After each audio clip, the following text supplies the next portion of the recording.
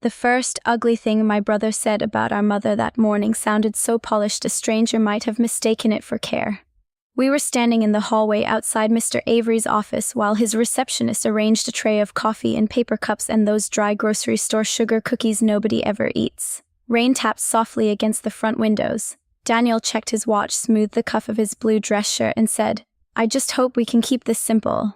Mom wouldn't have wanted anything emotional. It was such a small sentence. Reasonable on its face, the kind of thing people say when they want to seem steady. But my mother had been dead for 9 days, and there was already something indecent in the way he said simple.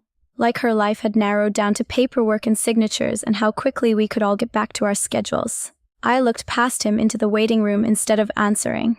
Mr. Avery's office sat on a quiet street in Dayton above a florist and next to a little diner, where my mother and I used to stop for grilled cheese and coffee after her oncology appointments, back when we still pretended appointments were routine and not the structure around which the whole rest of life had begun bending. Through the rain-streaked glass downstairs, I could see the diner's red neon open sign glowing faintly in the gray. "Lena," Daniel said. I realized he had asked me something. Sorry. He gave me a patient little smile that made me feel 12. I said, "Brooke and I can drive out to the house later if you want help going through anything." Brooke stood beside him in a cream sweater set, one hand curled around her phone, the other holding a leather tote that probably cost more than my monthly grocery bill. She offered me a sympathetic look, so well arranged it was almost pretty. "That would be kind," she said before I could answer, "but maybe not today. It's still all so fresh." Fresh, as if grief were cut flowers. I said I'm not going to the house after this. That part was true. I hadn't decided what I was doing after this. For the past year, my life had been split between Columbus and Dayton, between my tiny apartment with the radiator that knocked all winter and my mother's brick ranch with the faded blue shutters and the squeaky cabinet under the sink. Now that she was gone, I kept feeling the shape of my week and finding a drop-off where she used to be. Daniel nodded like that made sense to him. It didn't.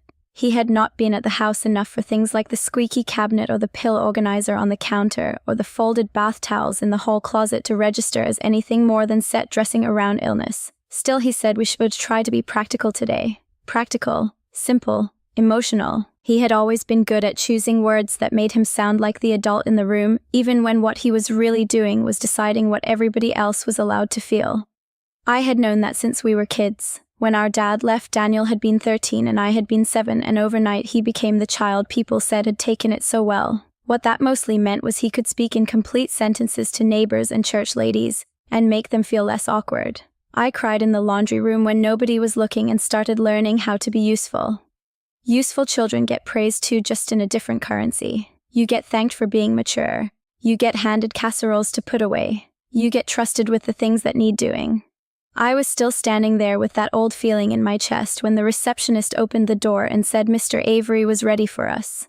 The office smelled like old books, lemon polish, and the burnt edge of office coffee. There was a long conference table with neat stacks of paper, a box of tissues placed exactly in the center, and one of those framed watercolor prints of a covered bridge that show up in law offices and waiting rooms all over Ohio. Aunt Marjorie was already seated near the end, her reading glasses hanging from a chain against her navy raincoat. "Oh, honey," she said softly when she saw me and squeezed my hand. That nearly undid me more than anything else had. Dana Whitcomb was there too. For a second I thought maybe I was mistaken because I had only ever seen her in my mother's living room with a legal pad on her lap or at the kitchen table while hospice paperwork spread out between us beside a mug gone cold. But it was definitely Dana, with the same calm face and careful posture, her hands folded over a thin folder. I stopped short. Daniel turned, following my line of sight. "Why is she here?" Dana looked to Mr. Avery before speaking. "Mr. Avery asked me to attend in case any questions came up related to hospice documentation." There was nothing strange in her tone, but my skin tightened anyway. Daniel gave a short laugh. "That seems a little formal." Mr. Avery, a narrow man with silver hair and a voice that never seemed to rise or fall, gestured for us to sit. "It is simply precautionary." We took our places. Daniel sat across from me, Brooke beside him, her tote placed upright by her chair like it had better manners than most people. Aunt Marjorie sat to my right. Dana remained near the corner of the table, not quite inside the family circle and not quite outside it either. I folded my hands in my lap to keep from rubbing at my fingers. Mr. Avery began with the usual things. He expressed condolences. He said my mother, Evelyn Mercer, had been thoughtful and clear. He said some parts of the estate were straightforward, her checking and savings were modest, the house would be addressed specifically. Certain personal items were listed by name. As he spoke, I kept seeing my mother's hands instead of the papers in front of him. Her left hand trembled near the end, especially when she was tired. I used to hold the cereal bowl steady while she ate, standing up at the counter because she hated feeling slow at the table. The last winter, I learned how to tie the hospital gown at the back without letting my face change. I learned how to strip a bed in under 3 minutes after an accident. I learned that there were kinds of love nobody bragged about because saying them out loud made them sound uglier than they had felt while you were doing them. Daniel cleared his throat once when Mr. Avery mentioned the house the same way he used to before speaking in high school debate. Then came the letter. Mr. Avery explained that my mother had left a personal written statement to be read before the distribution summary because, in his words, she felt context mattered. He unfolded the page and began. At first it was gentle, almost ordinary. My mother thanking us. My mother saying grief made people fragile in different ways. My mother saying she loved both her children. Then the terms turned specific. She left Daniel a cash distribution, her father's watch, and a portion of the sale value of a small investment account. She left Aunt Marjorie some jewelry and her recipe box. She left Brooke nothing directly, which made Brooke's face go still in a way I would think about later, and she left me the house. Not half. Not shared. The house. The room changed without anyone moving. Even Mr. Avery's voice seemed to dry out a little as he continued reading because the house was the largest thing there was. It was not some grand property, just a 3-bedroom brick ranch on a quiet street with a sagging maple in the backyard and linoleum curling up a little at the edge near the laundry room. But it was the house. It was where our father had left from where my mother had stayed, where illness had unfolded, room by room, where I had slept the last 5 months on the old pull-out sofa because she got scared at night if I was too far away. For one strange second, I could not even feel relief or confusion. I could only feel heat rising under my collar. Daniel was the first to speak. "Wow," he said quietly. Brooke looked at me with open surprise, then looked down as if trying to be gracious. That was worse.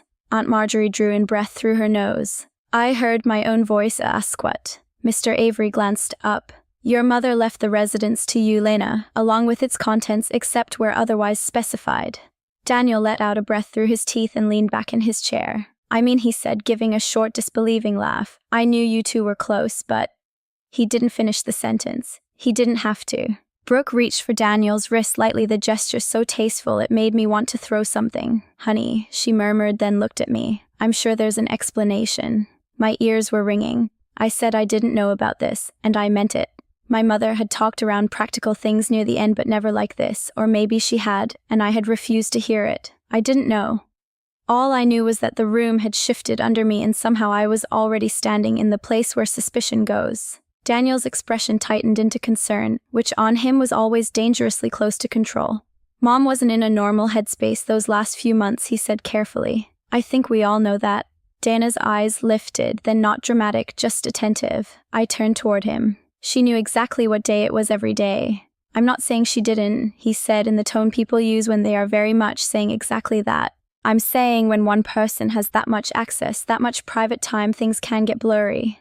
Blurry. The word landed in me like something spoiled. Brooke lowered her gaze and said softly, "Well, I guess staying close paid off. Nobody moved. Nobody even made the little automatic sounds decent people make when a line has been crossed by accident." Mr. Avery set the page down.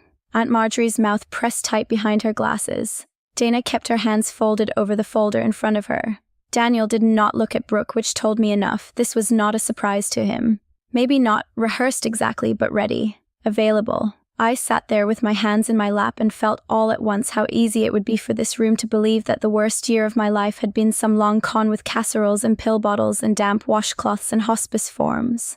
Mr. Avery removed another envelope from the file, heavier than the first, sealed in my mother's handwriting. "There is," he said, looking directly at Daniel, "now a second letter from your mother." The room went still. "She instructed that this one was only to be opened," he said, if anyone questioned whether Lena influenced her decisions. Nobody spoke. Rain tapped lightly against the windows, and somewhere down on the street below a car horn gave one short, irritated sound and was gone. I could hear the little hum of the office vent over my head. I could hear Brooke breathing through her nose. I could hear my own pulse in the soft place just under my jaw. Mr. Avery slid a finger beneath the flap of the envelope and opened it carefully as if the paper itself might bruise. My mother's handwriting looked steadier than I expected. Blue ink, clean loops, the kind of handwriting that used to show up on permission slips, grocery lists, recipe cards tucked into church cookbooks. Seeing it there in that room made something twist low and hard in my chest. Mr. Avery began to read. "If this letter is being opened," he said in my mother's voice, "or the closest a stranger could get to it, then someone has suggested that Lena pressured me, confused me, or took advantage of my illness. That is not true." No one moved. Daniel had gone very still, his hands folded on the table in front of him. "I am writing this because dependence and weakness are not the same thing, and being helped is not the same as being fooled." The words hit me so sharply I had to look down at my lap. That sentence was my mother exactly. Not sentimental, not dramatic, clear in the way she got when she had finally gotten tired of somebody else's version of reality.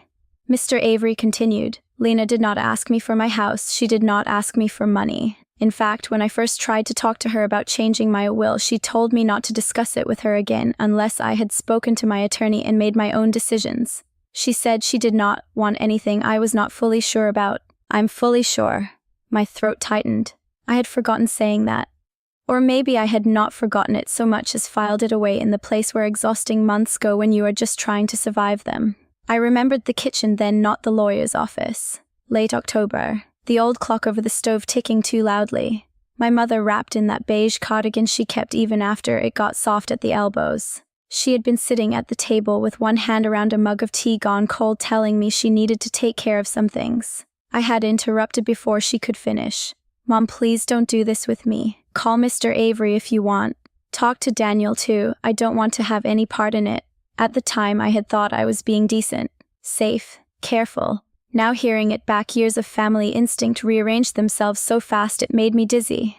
My mother had not heard modesty in that moment. She had heard fear. Fear of exactly this. Across from me, Brooke shifted in her chair. Mr. Avery kept reading. "Daniel is my son and I love him, but love has never made me blind and illness did not make me blind either. I know who visited when company was expected and who came when there were no good hours left. I know who sat with me through forms, messes, fear and pain. I know who did not." The room seemed to contract around those words.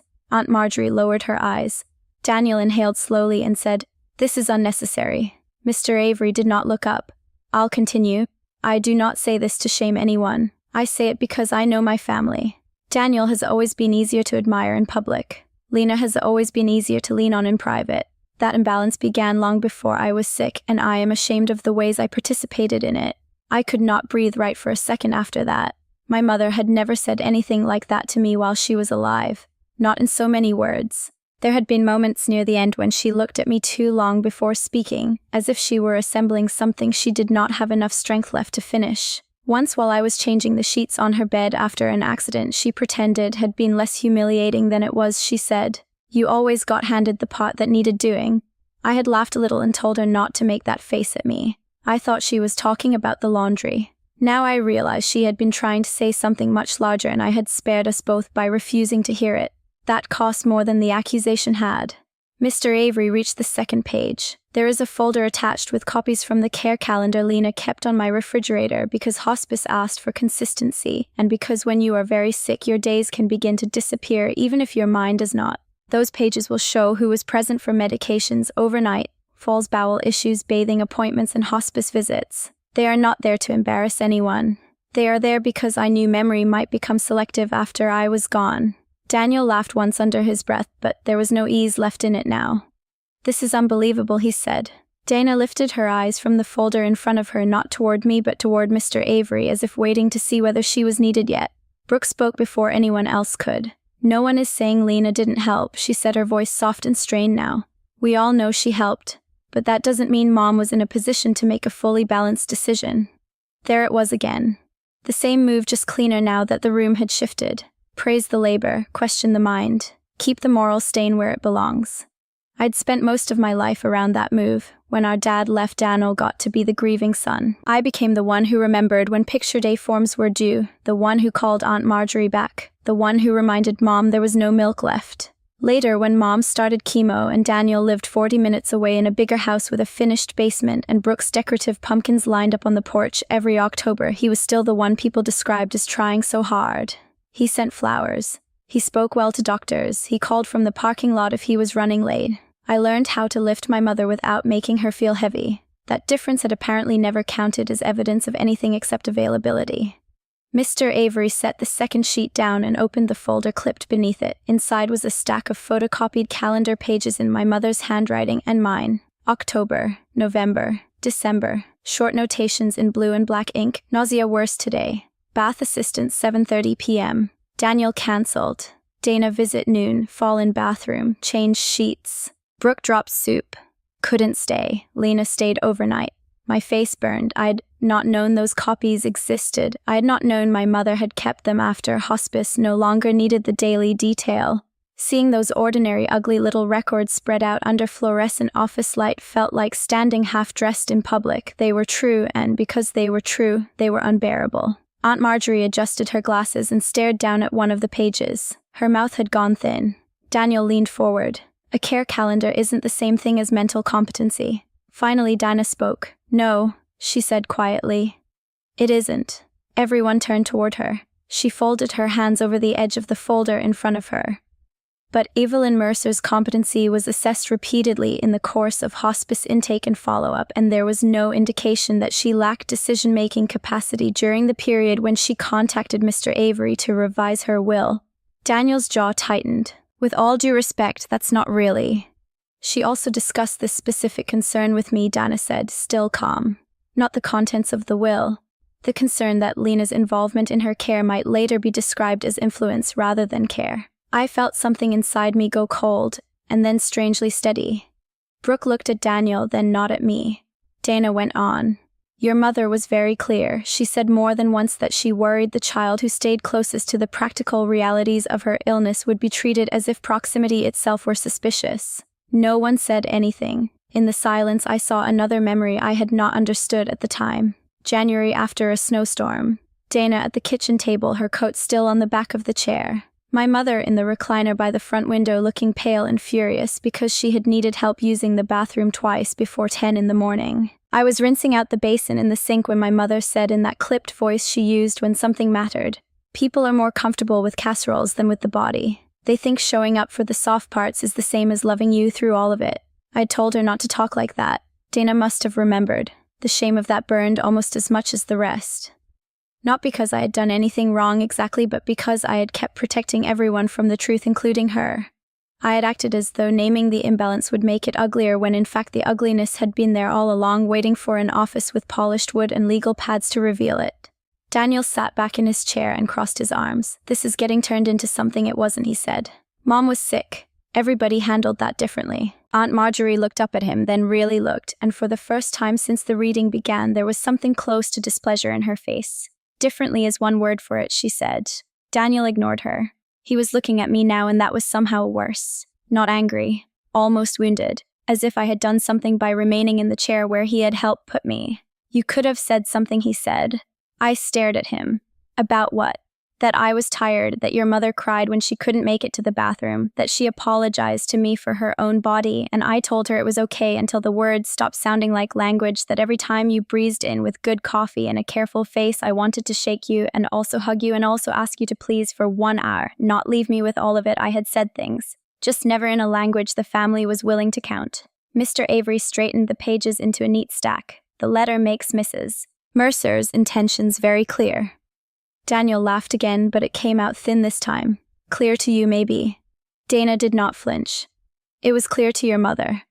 Brooke looked down at the table at the copied pages with all their ordinary humiliations. I could see her wanting the room to become tasteful again, wanting all this bodily truth to go back where families usually put it behind one competent daughter and a closed door. And suddenly I understood something that made me feel sick, then angry, then almost calm. This was not just grief. Not just misunderstanding. Daniel and Brooke needed my closeness to Mom to look morally questionable because the alternative was admitting what it had really been witness. The kind you only get by staying for the parts nobody wants included in the family story. Daniel rubbed at the edge of his watch band the way he used to before school presentations, and later before saying something meant to sound reasonable. I did the best I could, he said. And there it was. Not just his sentence, the one that had covered for him at 14 and 21 and 33. The sentence that turned unequal effort into equal innocence. The sentence that asked the room to protect him from the full shape of what someone else had carried. I looked at him and knew with a clarity that hurt that I was done helping that sentence live. I looked at him and knew with a clarity that hurt that I was done helping that sentence live. For a second nobody in the room moved. Rain still tapped the windows in its patient little rhythm. The receptionist's printer started up somewhere down the hall and stopped again. It was such an ordinary office sound that it almost made the moment worse. The world outside this room had the nerve to keep behaving like a Tuesday. Daniel shifted in his chair and opened his hands a little like he was making room for a reason.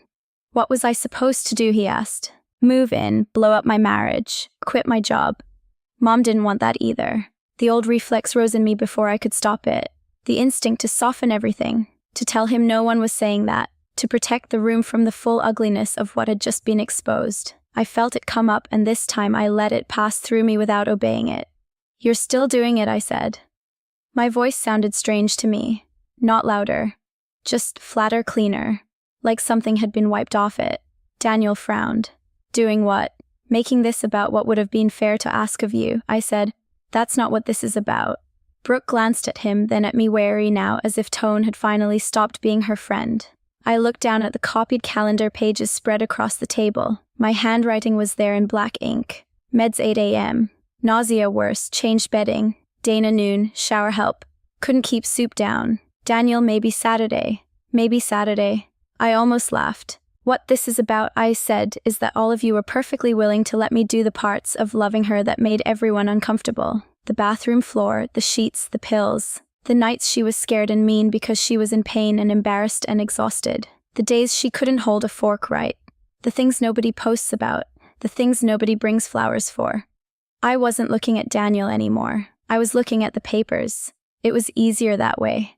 And then the second there was a house involved, I said you wanted that same closeness to become suspicious. The room stayed silent. I could feel Aunt Marjorie watching me. I could feel Dana not watching me too hard, which was its own kind of mercy. Daniel's face had started to color at the neck. That's not fair. It was almost enough to break me hearing that word from him. Fair. As if fairness had ever been the standard operating principle of this family. As if I had not spent most of my life being the one who understood that dinner needed to be started, that forms needed signing, that grief made Mom forget the electric bill, that illness made her body somebody else's problem. Unless I stepped in and made it mine. I lifted my eyes and looked directly at him. No, I said. What wasn't fair was letting me do it alone often enough that it became normal to you.